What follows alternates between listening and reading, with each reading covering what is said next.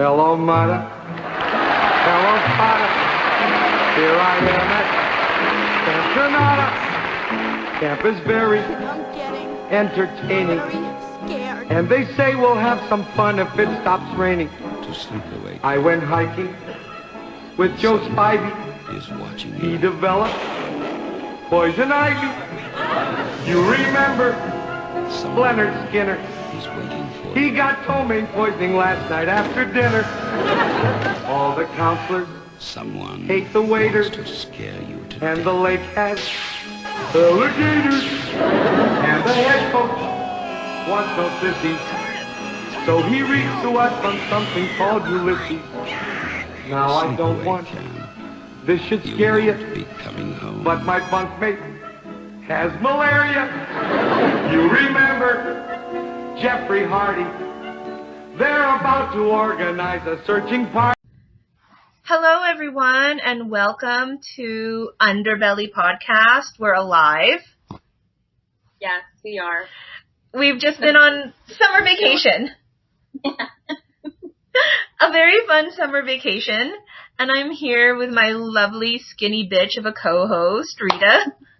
Just before we start talking about this movie that Rita and I are just so insanely excited about, please give us a shout out, contact us. We are at the Underbelly podcast on SoundCloud. We are also available at the same name, the Underbelly podcast on YouTube. Email us at podcastunderbelly@gmail.com. And please give us a shout out on Twitter at girlinthemoon7 for Rita and Rainey Scribbles for me, Rainey. And with that, Rita, tell everyone what we're going to talk about this time. So we're talking about Sleepaway Camp, a 1983 horror movie classic by director Robert Hiltzik, I think is how we pronounce it. I'm not sure how to pronounce the name, but I think you're right. Hiltzik. And this movie is actually a cult classic. It came out, and I think it was a bit of like people didn't know what quite to make of it, and we're going to explain why. But it became this cult classic. And what's really interesting is the director says to this day that he just created this movie and it didn't really have any deeper meaning, and it was just a way to make a quick buck, because if you've seen the movie or if you're going to see the movie after this episode, you'll see that it is heavily influenced by Friday the 13th. It's sort of a spoof of Friday the 13th to a certain extent, I think. And it's this slasher movie. And what ends up happening now is all these people do these deep studies of it. I mean, we're talking about it because it really became this great movie that illustrates all the pains of adolescence. Oh, yeah, it's going to be a deep dive. It's going to be a... to talk about here. And I think that that's so fascinating, I guess because things change over time, but like, even in 1983, I mean, we're going to talk about that big twist and all the things that happened in this movie. I mean, that was heavy for 1983. Yes, and yes. I watched this movie. I first watched this movie probably about 6 months ago. It was the first time I ever saw it. Oh, and really? Yes, it was the first time I ever saw it, and that's why it was hilarious, because I was obsessed with it for a little while. When you brought it up, I was like, yes! Because I loved it, and I think it's amazing that it was made in 1983, and it's still shocking in 2018. I watched it and I was like, I had an idea as to what was going to happen because I had accidentally read a little bit of a spoiler, but when it happens, when that twist happens, you're like, Jesus. And I have to say that I think it's a really good movie. I love all the little jokes that are in it. I love all like the dark humor, and I love the deaths that happen. They're great. The kills are great. Oh, yes, and if you've never seen Sleepaway Camp before and you hate spoilers, this is not for you because we're going to be spoiling the fuck out of it. And I'm really sorry if you think that that's kind of a betrayal, but this movie was made in 1983. It's 2018 at the time of the recording. If this movie was a child, it can vote now. It can rent a car. It's older than me. The summary of it? Yeah, I'm going to read the synopsis from IMDb, and I will link the IMDb in the description. Angela Baker, a traumatized and very shy young girl, is sent to camp with her cousin. Shortly after her arrival, anyone with a sinister or less than honorable intention gets their comeuppance. So basically, Angela moves in with her eccentric Aunt Martha and her protective cousin Ricky after a horrible boating accident. I don't know if we mentioned that, but there's a terrible boating accident that kills her father, her brother, supposedly, and her father's lover, who is a man, which is incredibly shocking. I have to say, right, a Sleepaway Camp, which has often been seen as like a knockoff version of Friday the 13th, and I can see why. The whole summer camp experience and everything, and a murder in camp, teenagers totally unsupervised. Oh my god, I'm putting my old woman hat on, but teenagers completely unsupervised. But there are a lot of things that I would have thought in the 80s they would have played for as fun. You know, that Angela's father is gay and has a gay lover. Like, that is actually played pretty seriously, and I think for its time, sensitively. Well, I don't know if you saw what I added later on in the notes, but something that's really interesting, this article that we're going to link, The Sexual Politics of Sleepaway Camp, which was a really great article, talks about, they interviewed John Waters, and John Waters had said that today it's like harder to make movies because it's hard to make things shocking. I mean, this is a guy who like thrived off of making movies that were shocking. I mean, he had a poop eating scene, he had men kissing and cross dressers and all these things that were incredibly shocking at the time. Yeah. And he says, you know, now it's a little bit harder. But there is that whole gay subtext going on in Sleepaway Camp. And that, you know, his boyfriend, I remember the first time that I watched it, where, you know, the beginning scene before the boat crashes in, I was like, who is that, a friend? Like, her uncle? Like, I couldn't even in the Wikipedia, it just puts here as their dad's friend. Yeah, but it's his boyfriend. Yeah. Because there's a scene later on in the movie where Angela and her brother watch them have sex. Yes. And what's really interesting, and the article points this out, which I love, is that Angela's father and his lover are not the bad guys of the movie. They're not the joke of the movie. No. There's nothing weird about their relationship. And I find that really refreshing and really fascinating. I also really think it's interesting. There's a lot more gay subtext in the movie. I mean, we've got these guys in the crop tops. We've got the guys, the friends who prefer to hang out with each other as opposed to spending time with girls. Like, I remember there's one scene where, you know, they were more interested in joking around with each other than going out with the girls. And like this adolescence, this is, like you said, sleepaway camp with very little supervision. And they prefer to be with the guys and try to watch that movie. If you watch how they act in the crop top, and they're all texting each other, and they're all in denim cut off shorts. I mean, if you're paying attention to that, I remember, like, what's really, like, probably tragic is that I've seen this movie now a bunch of times because, like I said, I was obsessed, is that I watched the way that they played with one another. And some might even say it's not subtext, it's just text. Yeah, right. And, like, there's this, like, the scene of the friends that like, kissing each other's asses literally as a prank, and I just think that that's just so funny. Like, it's just so out there. And just so in your face when you're watching. Okay, but going back to our review, right? So, go through the characters. Well, 8 years later, Angela, played, I think, magnificently by the actress Felice Rose, who I looked at her IMDb page. She totally needs to be bigger than what she is now. I think she was absolutely amazing. Angela is living with her Aunt Martha. And, okay, I have to ask you, what did you think of Aunt Martha? I'm really puzzled by her, and I have to tell you that I saw the movie as almost like this, like, really, really ripping off of Friday the 13th. So I kept trying to determine who she was, like, who she was modeled after. And then I just have to say, I have no idea. Like, she's her own creation. She's got that bright red nail polish. She put the twine around her finger to remember something, but she can't remember it. She's scatterbrained. And then you find out that she's a doctor, and she writes her own prescription, and she gives them medicine that she's written herself. And she's like, don't tell anyone. And she's just totally scatterbrained, totally weird, and I just didn't know what to make of her in the beginning anyway. Yes, played by the actress Desiree Gould.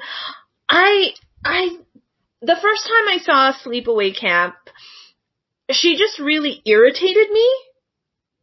Because I felt like she was in a completely other movie than everyone else. Yeah. Like, everyone else is playing it, for lack of better words, straight. Yeah. But did you notice that she was, like, screaming her lines? She was talking so loud, and I was like, what's up with that? Yeah. I almost forgot before you go. I wrote you these prescriptions. It was just so weird. And then, like, her gestures and everything, like, she's, capital A acting. Well, and she's wearing the beret. Yes. So weird. I don't know. But I gotta put a drop of her, because I actually have to say that she's one of the characters that really sticks with me. Yes, I think after Angela, Aunt Martha just, like, sticks with you so much. Right. But Angela and Ricky, who's her cousin, this is Aunt Martha's son, Ricky, who I love Ricky. I love that. I love this foul-mouthed little bastard. He's just, oh my God, he's wonderful. I love him too, and I love how loyal he is to Angela, because I feel like, they get to the camp and right away people view her as the other. They think she's weird, she's quiet, she's shy. Oh. And so they immediately ostracize her and pick on her. And instead of what I thought was going to happen the first time I watched it, I thought he was going to drop her. Yes. He wouldn't want to be associated with her. But instead of doing that, he stays with her the entire movie, backs her up to everyone, fights anybody who dares try to mock her or embarrass her. Yeah, and the actor who plays Ricky, Jonathan Tiersten, is really good. I mean, okay, the profanity is hilarious. Mm-hmm. I love the swearing. I love that Ricky is just like, he is, like you say, he's gonna fight anyone, but just how loud and extroverted Ricky is compared to just how quiet Angela is. We didn't say that Angela has, like, very minimal speaking in this movie. It's all in the eyes. It's all in the eyes. And Felice Rose does this amazing job. When she's just eating that candy bar, right? And that boy is talking to her. Is the most hilarious thing in the world to me. I don't know why, but she's just like, okay, and she's like just slowly chewing. Well, what's so interesting to me is her quietness unsettles everybody. And it also infuriates a few of the other characters, like the camp counselor and Judy, who we're going to talk about in a minute. Like, they get angry because of her silence, rather than just ignoring her or just, like, making fun of her to their friends or whatever. It actually really puts them on edge and makes them mad. Yeah, and, okay, before we talk about other people here, can we just say that, like, what the hell is happening in this camp? Because I think, with the exception of Ricky and, Paul.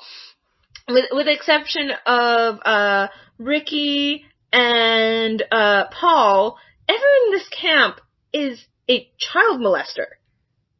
Yeah. So, well, a lot of the counselors and the workers at camp, they're either shown as really careless, like they couldn't give a crap, or they're, like, talking about the young bodies that are coming on, especially one of the chefs. He's like, like, everybody starts showing up and he starts talking about how he loves their bodies and things like that. And then even the actual kids that are at the camp, I mean, I feel like almost everybody is an asshole. Yeah, but, then, because this is a slasher flick, everyone starts getting killed, right? Everyone starts getting killed. And especially people who seem to not be so nice to Angela. Yes. And now we'll go through the murders first. Let's go through the murders. Okay. I have to mention this one because I was like so happy when this death happened. I don't know what I'm telling you about myself, Rita, but Artie, the cook, that like disgusting cook, who is the one who's like, look at you filling out. I was happy when he died. I was like, yes, you should not be allowed children, and I don't think you're being sanitary with what you're cooking. Yeah. First of all, okay, wait. Let me just say, as a side note, as someone who's incredibly picky and squeamish, that kitchen is filthy and horrifying. So the guy that we were saying, first of all, he's like tall and heavy and sloppy and slobbish and disgusting, and he's like the head chef in charge of all. Well, not sort of. He comes on to Angela. He was trying to molest her. Stop being nice. He was trying to molest her. And he starts opening his hands, and then Ricky comes in and sees what's happening and freaks out on him. And they run out, and nobody reports it. They just run out and leave. It's the 80s. Right, exactly. And so he comes back out. He's left alone as he's cooking this giant pot. And then he happens to be standing on a little step ladder as he's trying to put salt into this giant pot. And this figure that you don't see, but we see it from the point of view of the killer, approaches him and knocks him off the ladder, and he falls into, the pot of water falls onto him. And he is completely covered in burns and dies. It was gross. I applaud the practical effects in this movie. It was gross, and I actually felt good about that murder. Yeah. I have to say, generally, pretty much everybody who died kind of had it coming to them because they were all, like I said before, massive. Something that I had mentioned in the notes is that I felt like all of the murders sort of had like a poetic justice to them. There's all sort of, it all makes sense, and it's all deserved, and it's all people who die in a certain way, and they kind of deserve it. Kenny drowns. Yes. Yeah, and this is what I mean. So these guys are all hanging out with each other, and they decide that they're going to play a prank on these girls. So they try it on a couple of girls. They're like, why don't we go out for a boat ride? And they're like, no, because they already know what these guys are like. And then they say, okay, we're going to wait for this one girl to come down. We know she's going to go with us.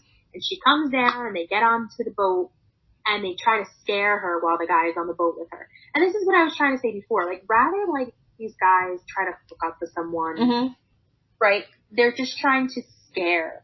And I get it. There's that whole link of like, pulling on a girl's braids, right? That's kind of flirting or whatever. But to me is sort of, they're too old for that, like that level of immaturity. So they scare her, and he's in the water, and all the friends laugh at the whole thing, and they think that he's just being a jerk because he's still in the water, and they're like, whatever, we gotta go back before the counselors come around and see that we're not in our bed. And he stays in the water, and he's just laughing about the joke. And then, again, the killer, we're from the killer's point of view, and he approaches the kid, and let me point out that everybody always recognizes the killer. Just before. Like, oh. Yeah, he's like, what are you doing here? And then the killer kills him. Now, that is the next. Now, I want to point out in this that the movie deceives you into thinking that it is Ricky, Angela's cousin, who is the killer, because he cusses out the cook, right? He gets into a fight with Kenny just before he drowns too. And then Billy, who is killed by the bees, right? He has a fight with Ricky too. And it leads you to thinking that Ricky is the killer. And I think this is actually really good. This is like really, really well done by Robert Hitchcock, the director, because even if you think it's Ricky who's the killer, you still sympathize with him because all of these guys are assholes.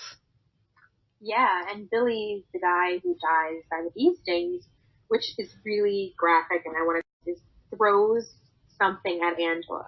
Doesn't he throw like a water balloon or something? Yeah, he throws it at her and she runs away.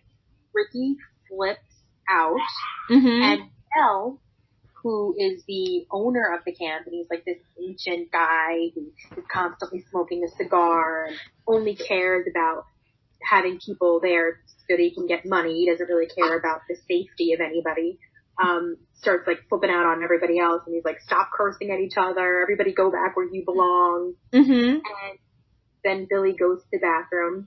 They're like, come on, Billy, we're gonna go get food. And he's like, no, I've gotta go poop. He's like in the stall, and he has the stall closed, and someone opens up the window Mm-hmm. that's above the stall that he's sitting in, and he's reading his magazine, so he's not paying attention, and they throw in an entire nest of bees. And it is gross. It is gross. Horrible. And then they've also locked him into the stall. Yeah. So he can't get out of the stall. And then someone who's afraid of bees, this is like, that death is really disturbing. And then finally, his body crashes through the stall door, and they go there. They show you his head. Yeah, they show you his, like, bee-stung, covered, bloated face. Yeah. It is, And that is, yeah. it is gross. I mean, But after this, we have two big revelations, I think, right? And one is real, and one is a distraction. One thing, going back, a lot of 80s slasher movies are known for their, like, hypersexuality, Mm-hmm. I think it's fair to say, right? What do you think? Definitely. You only survive if you're the virgin, right? Yeah. And we mentioned him before, Paul, the other guy who's nice to Angela. He's attracted to Angela. He's like a non-pedophile. And he tries to get romantic with her, but she pulls away, and it shows that she's this shy, awkward girl, and she remembers seeing her dad have sex with his family friend, the guy who, and she remembers witnessing that, and she's like, as she's making out with Paul. Yeah, as she's making out with Paul. As he's trying to unbutton her clothes. Yeah, so then she resists it, mm-hmm. and you think when you're watching it, okay, it's just getting too far for her. She looks like she's still 13. Yeah. Too much. That's totally normal. You have no idea what's really going on beneath the surface. Yeah. It's really good, and you see it, and you think like, aha, horror movie rules, right? She's the virgin, she's untouched, as she should be, because you're right, she looks like, 13, 14? You're way too young, Angela. You're way too young. And then there's this scene where she's waiting for him. He says, listen, wait for me, Mm-hmm. by the canteen or whatever. And she's waiting there for him, and she's sort of looking around, and she looks anxious, and he comes up behind her, and he scares her, and she's like, oh my God, I thought you were the killer. Yeah. Scared. And he was like, come on, the killer, come on. Because everybody starts, people are dropping like flies, and people start saying, there has to be a killer here. And I always thought that was really well done too. She really did that really well, like that innocence. Yes. You were kind of like, if you have been sort of suspecting her because everything really comes to her, you're like, no, she can't be it. Yeah, she's afraid of sex, and she mentions, like, I thought you were the killer. And the other misdirection, I think, also comes when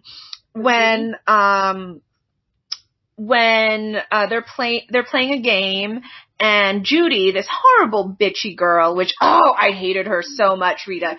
Can we talk about the fact that Judy is freaking horrible looking? And I mean that in a petty way. Like, listen.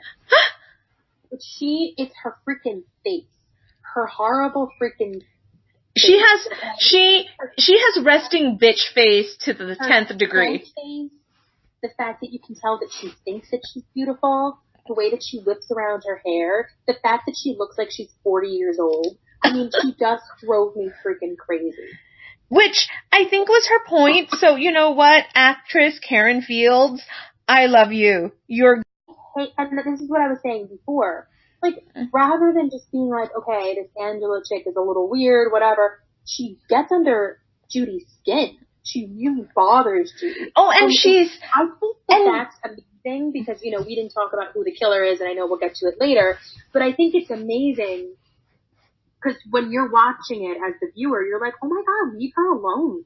Oh yeah, and you can see that Judy is not even into Paul, but she resents that Paul likes Angela. And she's into Angela because she wants everybody to be obsessed with her.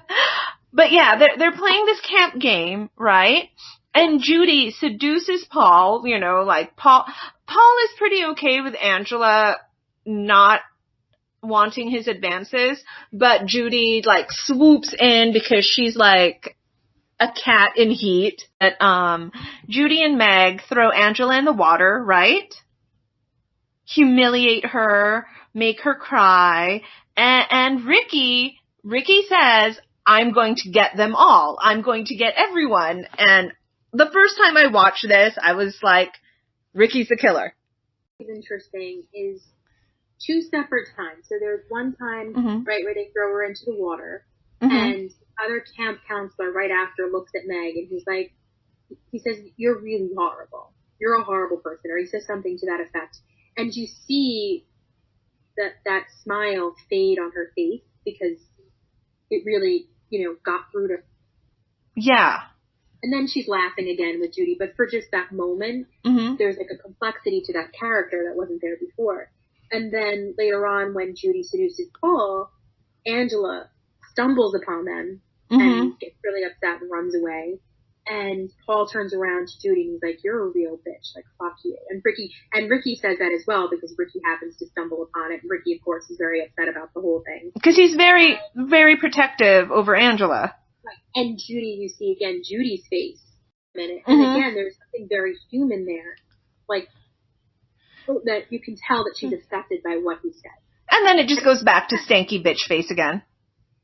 Well, I thought that was really cool. Like, it is. It is a more nuanced movie than it gets credit for. Yeah, it's not just these 2 bullies. And also, I think, like I was saying before, it's a cool point of view because you're against them. Like, you're with Angela here. You're like, how could you be like that to her?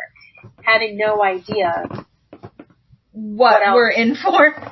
Yeah. And it's now toward the end of the movie, and we know that all shit is about to go down. And everybody gets their tasks for the night, and Meg is off. Meg is very excited. And she approaches Mel, like I said before, this really unattractive guy who had to be up there in age, who's always smoking a cigar. And she's like, listen, you promised me a while ago that you were going to take me out to dinner. And he's like, okay, how about 9? And he's all excited, and she's all excited. She goes to take a shower. And while she's taking a shower, the murderer comes in. And later on, Mel starts to have a suspicion.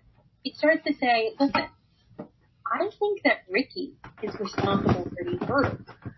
Because he's very angry, and he always seems to be involved with these things. And then he kind of gets talked out of it, and talks himself out of it, and he kind of forgets it.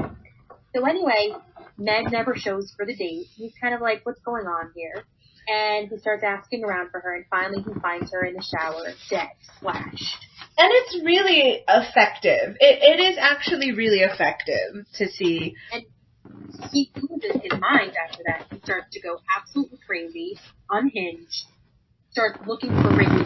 He's convinced that Ricky is the one who's killed him. Her, excuse me.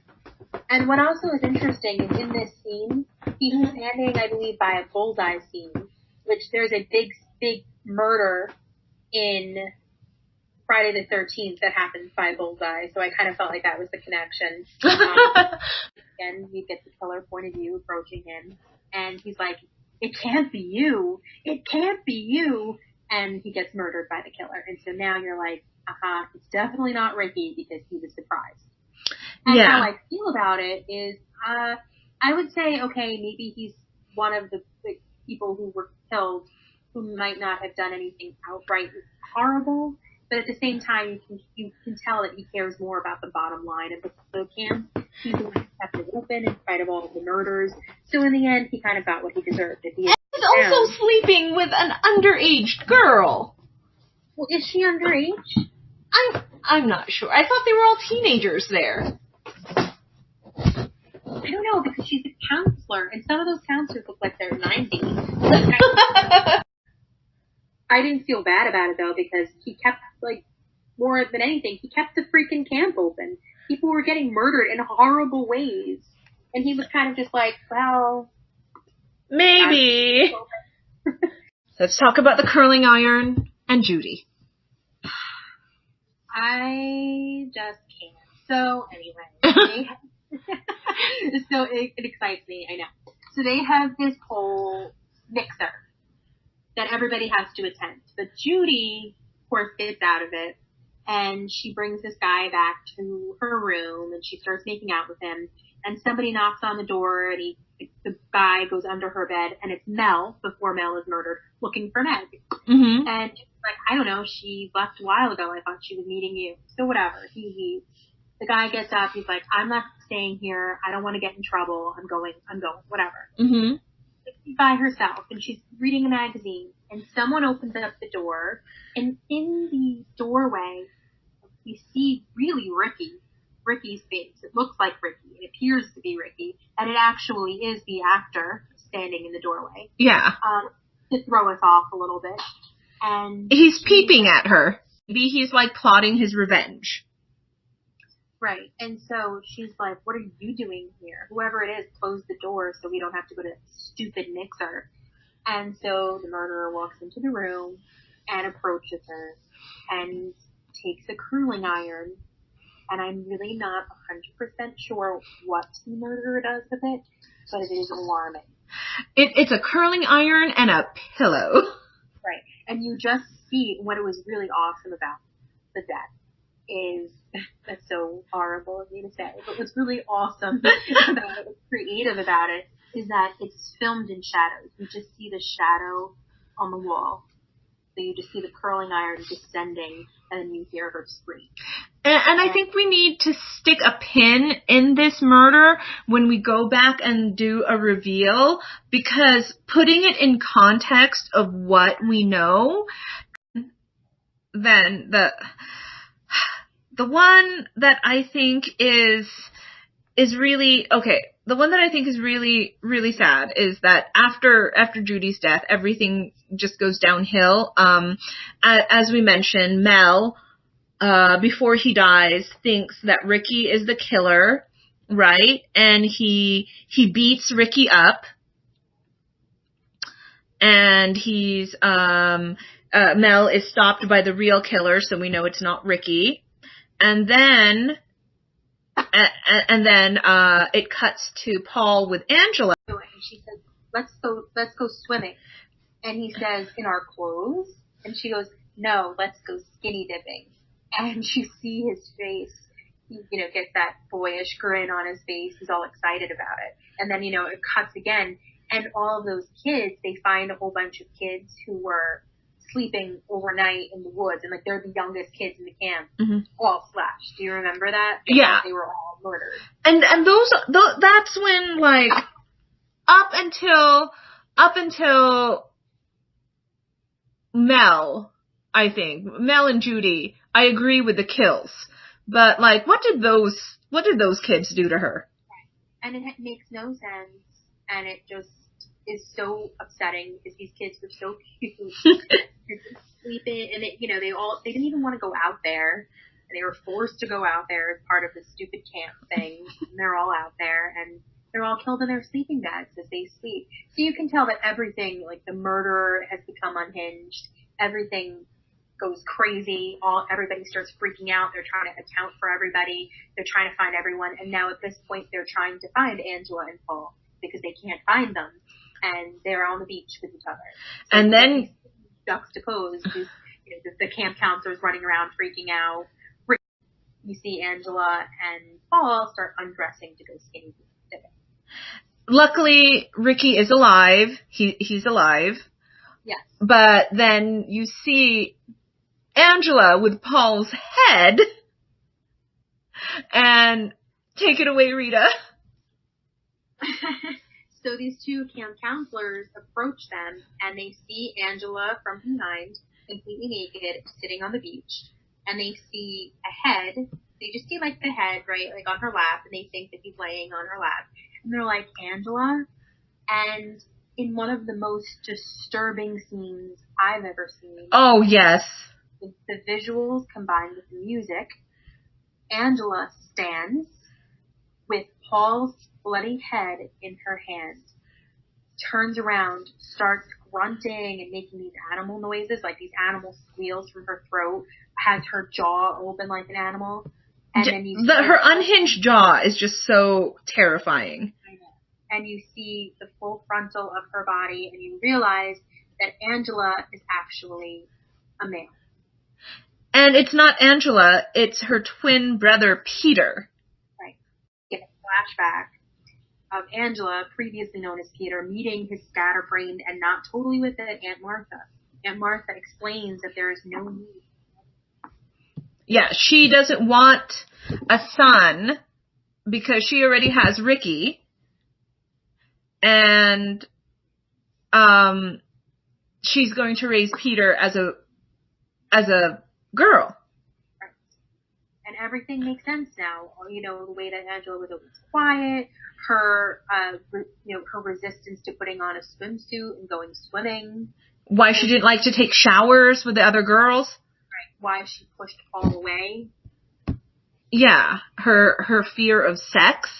Mm-hmm. Remembering her dad and their quote unquote Uncle Lenny when Paul was trying to kiss her.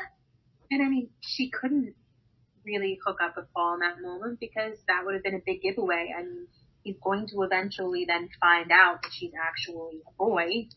So that's another thing, right? I mean, that desire to push him away, she couldn't actually be with him in that way. And then so now we obviously realize that she's been the murderer all along. I think it's such a good reveal. And there's so many ways to read this movie, you know, and I do understand the comparison to Friday the 13th, you know, because if Angela is the killer, then Aunt Martha is the creator of the killer, right? Like Mrs. Voorhees basically creating her son Jason. Right. And you know, that whole killer point of view throughout the whole movie was something that was obviously inspired from that dysfunctional family, dysfunctional maternal figure. Do you think Ricky knew? No, I don't. And I always wonder how that's possible, but I think it goes back to Aunt Martha saying, no one will ever know. Girl, it won't do. Right. So I think that, and I also think that it makes sense when you think back to the beginning of the movie. The vitamins? Yes, and Aunt Martha gives, you know, the prescription and the medication and everything, and it makes sense. You're like, oh my God, like this is something that's been going on for so long. I think it also puts, as I mentioned, circling back to Judy's death, you know, if he did violate her with that curling iron. Where's Freud with that murder? That is it. But I think so. I think that Angela. I'm going to stick with Angela. Angela, I think, you know, like maybe the frustration of not being forced to be a girl, not being a boy, and everything. There's just so many layers for that murder. There's a really interesting scene that happens toward the beginning of the movie when Angela first goes into her little, what do you call it, like where all the people sleep, like dorm, I don't know. And you know, she shares that space with a couple of other girls, including Judy, and she stares at Judy. And Judy's like going about her business, and then she realizes that Angela's staring at her, and she's like, what the hell are you staring at? And there's a couple of times in the movie where Angela's staring at her. And I think that it's a couple of things. I wondered if there was an attraction there. Mm-hmm. I also felt like Judy is supposed to embody this really beautiful girl that all the guys love, that Angela can't fully be. Angela's being pushed to be by her aunt, but she never will be able to be her. And so I wondered if there was, and again, like you said about that frustration, of course the curling iron certainly becomes like It's phallic. It's Yeah. It's freaking phallic. And so, like I said before, it's pretty vague about where Angela places that curling iron, but I think we all can figure it out. I'm curious, what do you think it was? Do you think that she was attracted to Judy? Or do you think that she was angry that she couldn't be like Judy? Or do you think it's a combination of both? I think it's a combination. And the way that Angela is so domineering to all the other females in the camp, the female campers, I think it like harkens back to Aunt Martha, like how Aunt Martha enforced her will on Angela. And of course Angela can't kill Aunt Martha, right?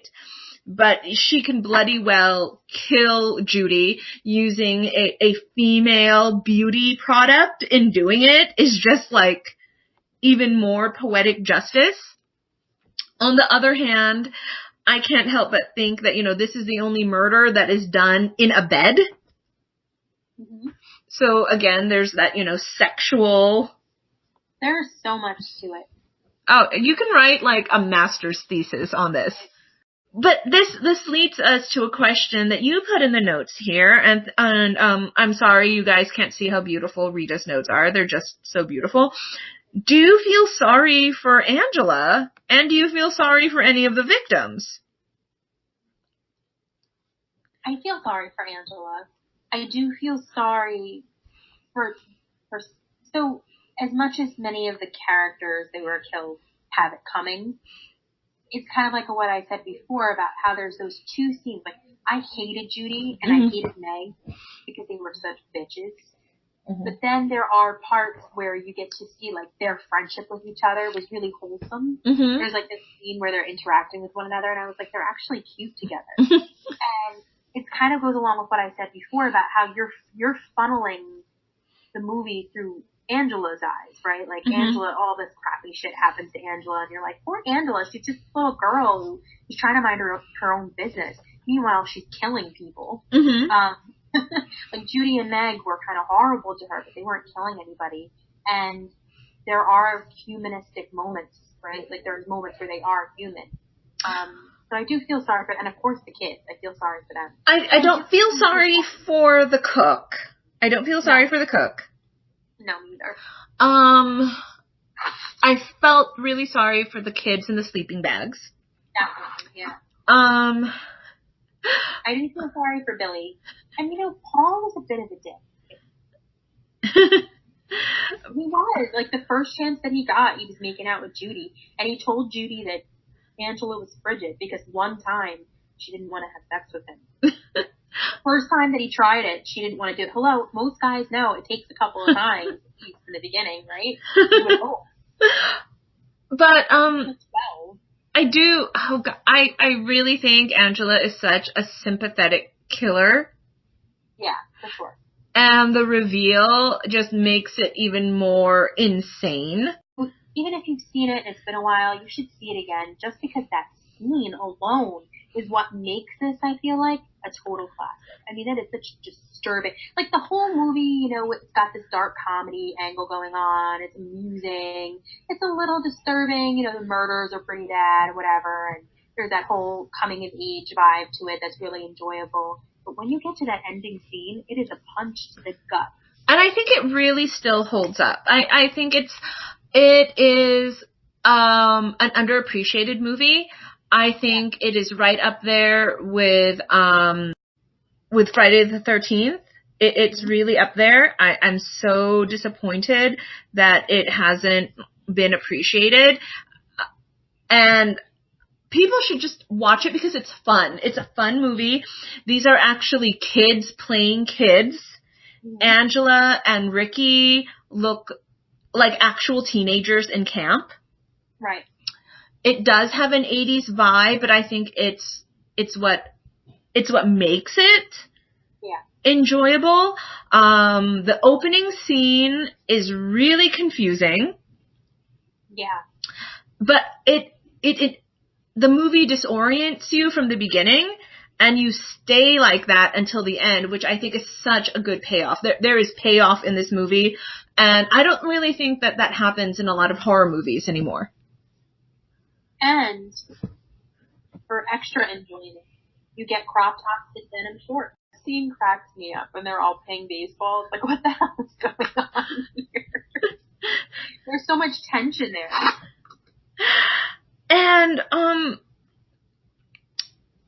And what do you think about it being overshadowed by Friday the 13th as a camp horror movie? I think that there were a lot of movies that came out that were obviously inspired by Friday the 13th. I feel like it goes in a completely different direction. I don't think that Friday the 13th is about coming of age or the struggles of adolescence or being different or sexuality or really anything like that. I don't really think there's a whole lot of depth to Friday the 13th, minus the whole psychological factor of mother and son, which is like a whole other conversation. You know, the trauma that can be done to you by parents and things like that, or the trauma of losing a child, what that can do to you. I don't know. But I feel like this is really a coming of age story, which I think a summer camp movie should be about. I mean, you know, what it, you know, if we took away murders and if we took away Angela really being the guy, if we took all of that away, it would still be a really good movie. There's a whole lot of coming of age going on there. There's a whole lot of struggles that happen when you're that age, and I thought it really handled it well. Oh, yeah. So I think this would make a great double feature, Friday the 13th and Sleepaway Camp. Now, there are sequels, but they're crap. Don't watch them. Watch Wet Hot American Summer as well. Enjoy Paul Rudd in short shorts and a crop top t-shirt. Yay. It's fun. I love this movie. Go watch it. I feel like going to watch it right now. Oh, yeah. I need to go watch this, and also Wet Hot American Summer. I'm always... Okay, like how you felt about the crop tops, I was looking at the feathered hair on the guys. Oh, yeah. Yeah, no. I'm going to go put on a crop top and my denim shorts, and I'm going to go watch Sleepaway Camp, and I'm going to admire the feathered hair and the New York accents and all of the pettiness. I'm going to enjoy it. Just lock up your curling irons first. Yeah, definitely. And close the windows against bees. All right, so thank you. This is the Underbelly podcast. I'm Rainey. She's Rita. Please come back soon. We're going to try our best to have a more fixed schedule. We're going to do our best. And for anyone asking, yes, we're still planning on doing the Felicity podcast. You just got to simmer down, y'all. Okay, we're going to do it. It's just... doing a movie is so much easier than doing a freaking series, and Felicity is near and dear to our heart, so we want to get it right. So just wait. Cover all the important hey, can I talk to you for a sec? We've got to cover every time that a character does that, and that's a lot. And every time Noel is apologizing. Yeah, or like Noel has a big speech, or even Ben or anybody has a big speech. I feel like 1,000 of those characters always had a big speech, like every episode that they had to deliver. And talking about Carrie Russell cutting her hair. Okay, you know what? No, Felicity's taking over this podcast. No, wait your turn, Felicity. Read a room. Okay, thank you, everyone. Thank you. Bye. Bye. Each time I see a little girl of 5 or 6 or 7, I can't resist a joyous urge to smile and say thank heaven. For little girls get bigger every day. Thank heaven for little girls. They grow up in the most delightful way.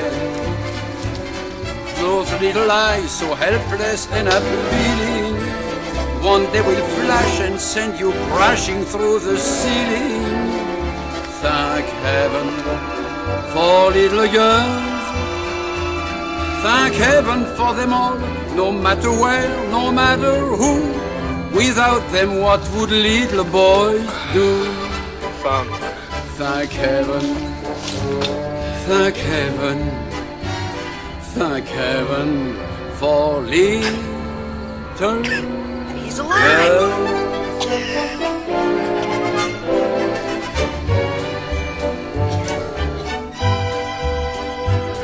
Angela, can you hear me?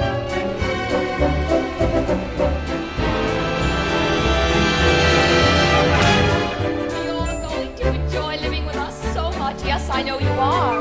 As a welcome home present, Those I little want eyes so helpless and appealing. I just hope you're keeping up. One day will flash and send you crashing through the ceiling. Such a dear, I'm Thank heaven You see, for I little girls.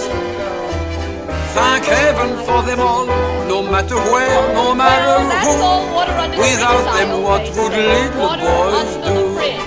But it certainly will be a Thank nice heaven. little surprise when Richard comes home to Thank find a little girl heaven. in the house. Thank I mean, we heaven already have a for one, little so another one simply would not do. Oh, no! Thank heaven Absolutely not. A for girl is little so girls. much nicer, don't you think so, Annie? For little girls get bigger every day. Such a lovely baby. Thank heaven Why, I for believe it little means girls. Why, yes, I'm sure They it grow up does. in the I know you're most going to like delightful that, Nick. way.